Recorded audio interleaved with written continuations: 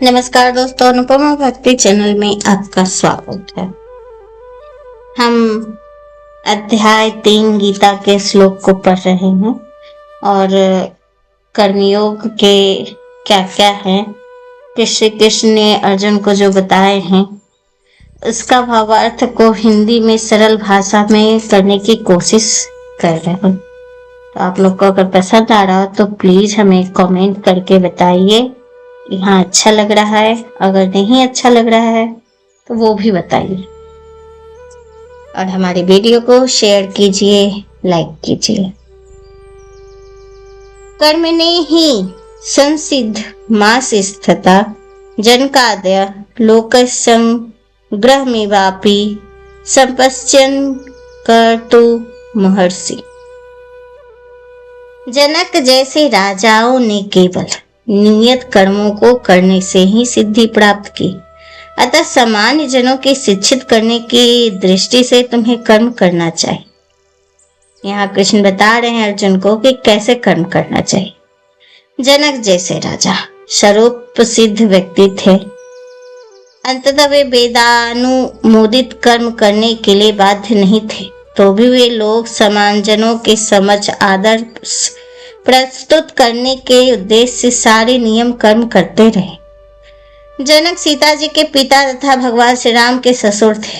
भगवान के महान भक्त होने के कारण उनकी स्थिति दिव्य थी, किंतु चूंकि वे मिथिला, जो भारत के बिहार प्रांत में एक परगना है, के राजा थे, अतः उन्हें अपनी प्रजा को यह शिक्षा देनी थी कि कर्तव्य पालन किस प्रकार किया जाता है।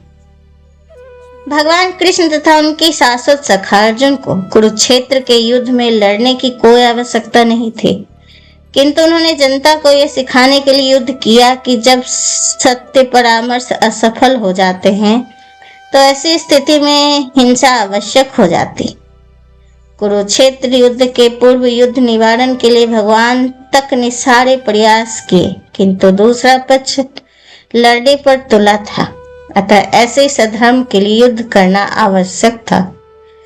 कृष्ण भावना भावित व्यक्ति को संसार में कोई रुचि नहीं हो सकती थी, तो भी वह जनता को ये सिखाने के लिए कि किस तरह रहना और कार्य करना चाहिए, कर्म करता रहता। कृष्णा निर्मित में अनुभवी व्यक्ति इस तरह कार्य करते हैं, अन्य लोग उनका अनुसरण करते हैं। यदाचरित श्रेष्ठ देवेत्रो जना सह यत् प्रमाण कुरुते लोकस्तनु वर्तते। महान पुरुष जो आचरण करता है, समान व्यक्ति उसी का अनुसरण करते और अपने अनुसरणीय कार्यों को जो आदर्श प्रस्तुत करते हैं, संपूर्ण विश्व उसका अनुसरण करता है। सामान्य लोगों को सदैव एक ऐसे नेता की आवश्यकता होती है जो व्यवहारिक आचरण द्वारा जनता को शिक्षा दे सके।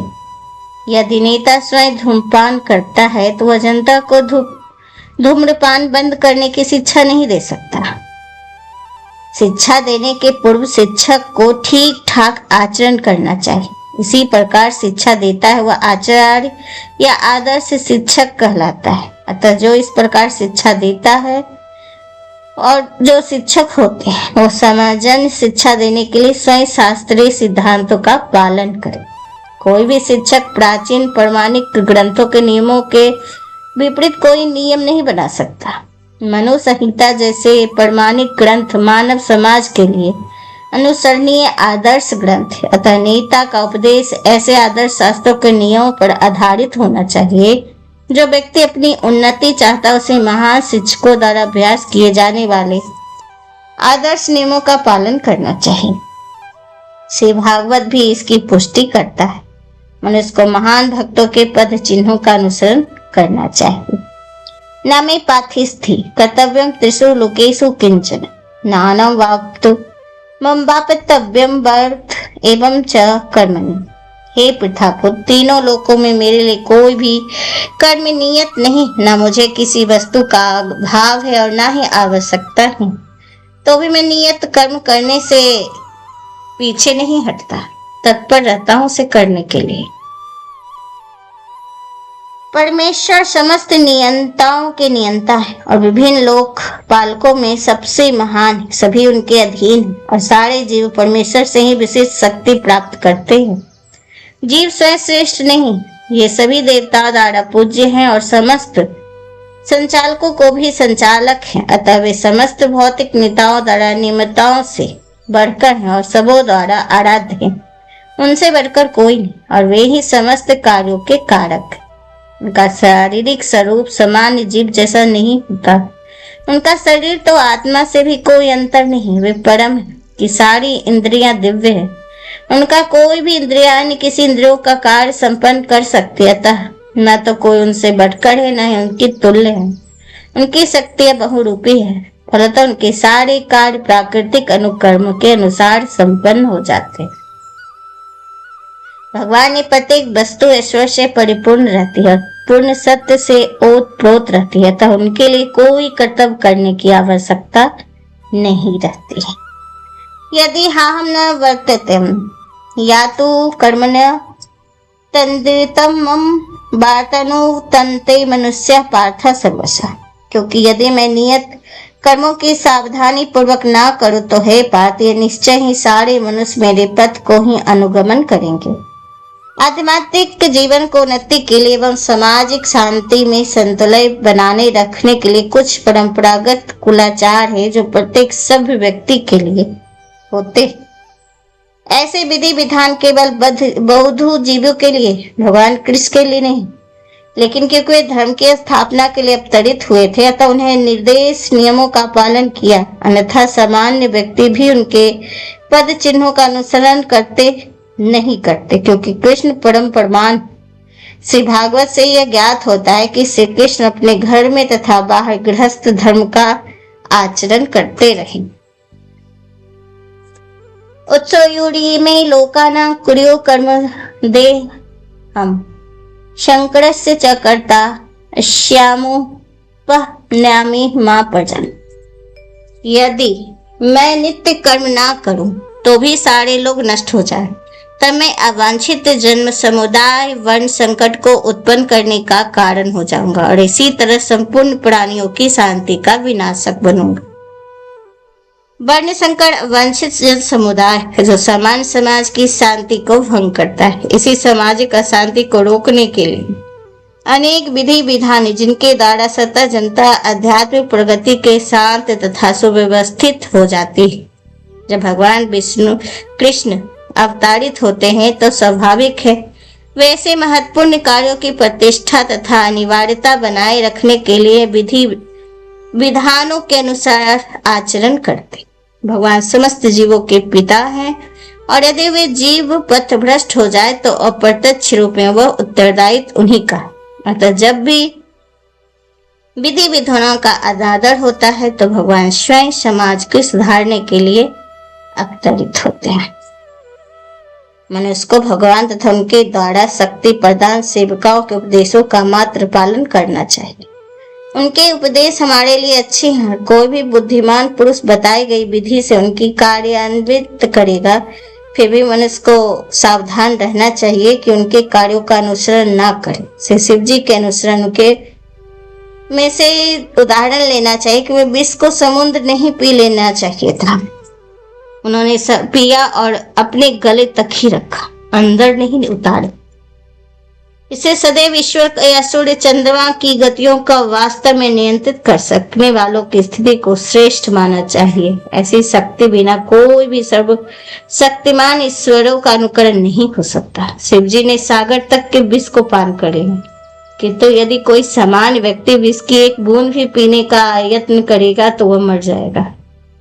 शिव जी ने अनेक क्षत्र भक्त जो गांजा तथा ऐसी अन्य मादक वस्तुओं का सेवन करते हैं, किंतु ये सब भूल जाते हैं कि इस प्रकार शिव जी का अनुसरण करके वे अपने मृत्यु को निकट बुला रहे। इस प्रकार भगवान कृष्ण के भी अनेक क्षत्र भक्त जो भगवान की रासलीला या प्रेम नृत्य का अनुकरण करना चाहते हैं, किंतु वो भूल जाते हैं वे गोवर्धन पर्वत को धारण नहीं कर सकते। अतः सबसे अच्छा तो वही होगा कि लोग शक्तिमान का अनुसरण न करके केवल अपने उपदेशों का पालन करें, ना ही बिना योग्यता के किसी को उनके स्थान ग्रहण करने का प्रयत्न करना चाहिए। ऐसे अनेक ईश्वर के अवतार है जिसमें भगवान की शक्ति नहीं होती है। कहने का तात्पर्य है कि शिव जी सागर से, समुद्र से जो विष उत्पन्न हुआ वो सारा पी गए, लेकिन आजकल के लोग गांजा, भांग, दारू जो पीते हैं, क्या वो शिव जी का एक बूंद जहर पी के दिखाएंगे? सीधे परलोक सिधार जाएंगे। तो उनकी भक्ति करनी है शिव की, ना कि गांजा पीना है, उनका अनुसरण नहीं करना। यही गीता में बताया गया है। और कोई इतने लोग कहते हैं कृष्ण ने लीला किया। अरे भाई, वो गोवर्धन पर्वत भी उठाए थे। तो आप कृष्ण बनने की कोशिश ना करें। राधा और गोपियों संग जो रासलीला रचाते हैं वो ना करें, क्योंकि आप कृष्ण नहीं बन सकते। अगर गोवर्धन पर्वत उठा सकते एक उंगली पे, तो वहीं आप शिव और कृष्ण की अनुसरण करें, गलत चीजों का भी और अच्छी चीजों का भी। क्योंकि अनुसरण करने का मतलब है कि सिर्फ गलत चीजों का अनुसरण मत कीजिए, अच्छी चीजों का भी अनुसरण कीजिए। किसी का स्थान अगर आपको ग्रहण करना है तो उनके हर चीज को अनुसरण करिए। यही गीता में बताया गया है। तो संभल जाइए और सच्ची शिक्षा उपदेशों को ग्रहण कीजिए। सत्ता कर्मण्य विधांसो यथा कुर्वन्ति भारत कुर्यादिन्धास्तथासक्त किंचित् लोक संग्रहम्। जिस प्रकार अज्ञानी जन फल की आसक्ति से कार्य करते, उसी प्रकार विद्वान जनों को चाहिए कि वे लोगों का उचित पथ पर ले जाने के लिए अनासक्त रहने का कार्य करें। एक कृष्ण भावना भावित मनुष्य तथा एक कृष्ण भावनाहीन व्यक्ति में केवल इच्छाओं का भेद होता है।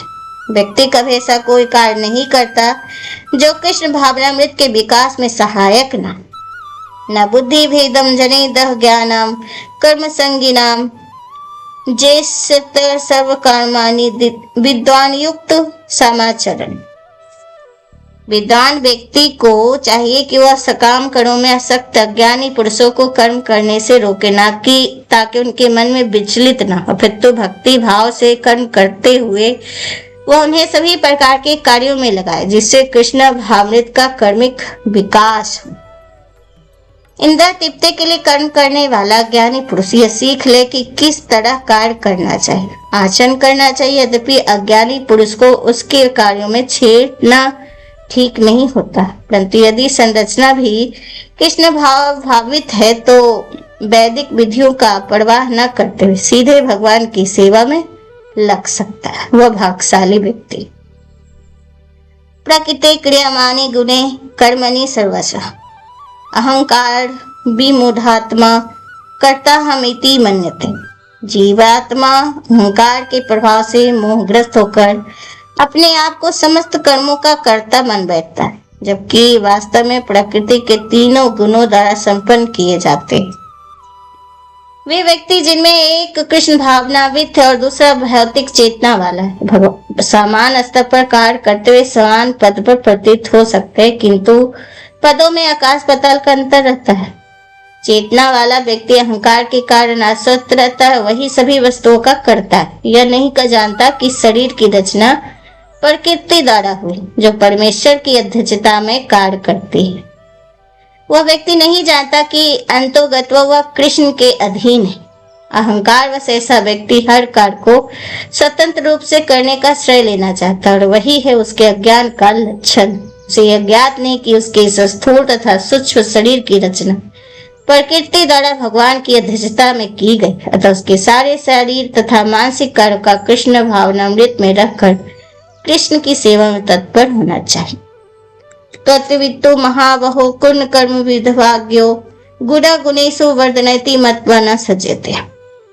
हे महाब्रह्म, भक्ति भाव में कर्म तथा सकाम कर्म के वेद को भली भांति जानते हुए जो परम सत्य को जानने वाला है, वह कभी भी अपने आप को इंद्रियों में तथा इंद्रिय तृप्ति में नहीं लगाता। परम सत्य को जानने वाला व्यक्ति संगति में अपनी विषम स्थिति को जानता हुआ जानता है कि भगवान कृष्ण का अंश है और उसका स्थान इस भौतिक सृष्टि में नहीं होना चाहिए। वह अपने वास्तविक शरीर को भगवान के अंश के रूप में जानता है। सच्चित आनंद है, वह अनुभूति होती रहती। प्रकृते गुण समूढ़ा संजयते कर्मान कर्मसु तान कृत विदो मंदा कृत सांविंग बिला चलेते। माया के गुणों से मोहग्रस्त होने पर अज्ञानी पुरुष पूर्णतः भौतिक कार्यों से संलग्न रहकर उनके सक्त हो जाती है। यदि अनेक से कार्य उनके ज्ञान भाव के कारण अधम होते, किंतु ज्ञानी को चाहिए कि उन्हें विचलित ना हो। मयि सर्वाणि कर्माणि संन्यास्याध्यात्म चेतसा निराशी निर्ममो भूत्वा युद्धस्व विगतस्व। अतः हे अर्जुन, अपने सारे कार्य को मुझसे समर्पित करके मेरे पुण्य ज्ञान से युक्त होकर लाभ की आकांक्षा में रहित समस्तुत के किसी दावे के बिना तथा आलस्य रहित होकर युद्ध कर।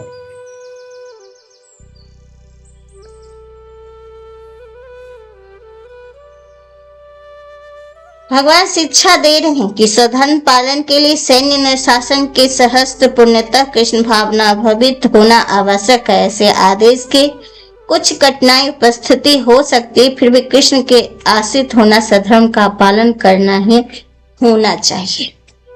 ये मे मध्यमिदम नित्यम निष्ठांत मानवा सदा वनो मनुष्य तो मंचुतिते स्पी कर्मो भी। जो व्यक्ति मेरे आदेश के अनुसार अपना कर्तव्य करते रहते हैं और ईश्वर रहित होकर इस उपदेश का श्रद्धा पूर्वक पालन करते हुए सकाम कर्मों के बंधन से मुक्त हो जाते। ये तत्व भय शून्य तो नानति हष्टि ने मतम सर्व ज्ञान विकु मूढ़ाष्टन विंदी नष्टान चेतस। किंतु जो ईर्ष्यावश इन उपदेशों का अपेक्षा करते हैं, उनका पालन नहीं करते, तो समस्त ज्ञान से रहित दिग्भ्रमित तथा सिद्धियों के प्रयासों से नष्ट भ्रष्ट समझा जाएगा।